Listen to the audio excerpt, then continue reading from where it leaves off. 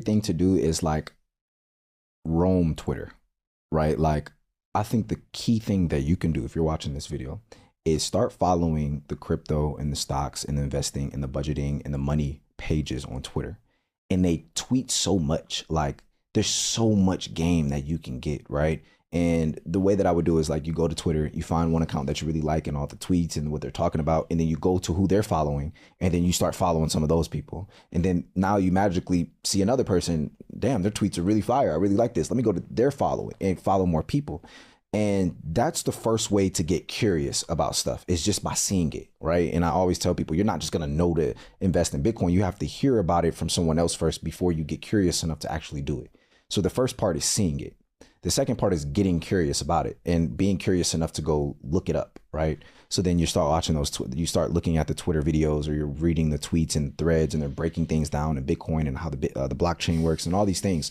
And now you're like, this is really interesting. I want to learn a little bit more about it. So now you go to YouTube. So you start off at Twitter or Instagram because you follow those pages. It doesn't matter what social media platform, as long as they're talking about the thing you want to learn, right? You start off by getting curious from seeing it, right? Then you are curious, so you look it up. You try to find answers as to why this works this way and how it works, right?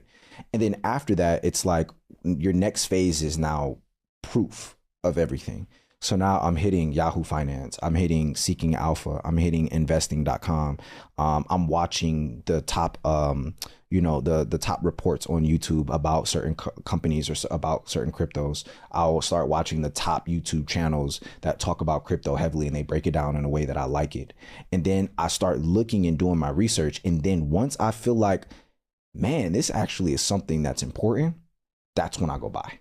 But you don't just buy based off word, right? Like if someone asks me, should I buy Bitcoin? My answer is, do you understand it?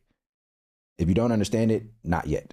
Even though you may miss out on opportunity, even though some investors may call me crazy for telling them that, it's like, I would rather a person be informed so that way when they make a decision, they don't come back and blame me. They blame themselves because they did the due diligence. They made the decision. Now it's on you to deal with the repercussions. And whether it's positive or negative, it was always your fault. So it's like the same way you take accountability for things that go left, you got to take accountability for things that do go right.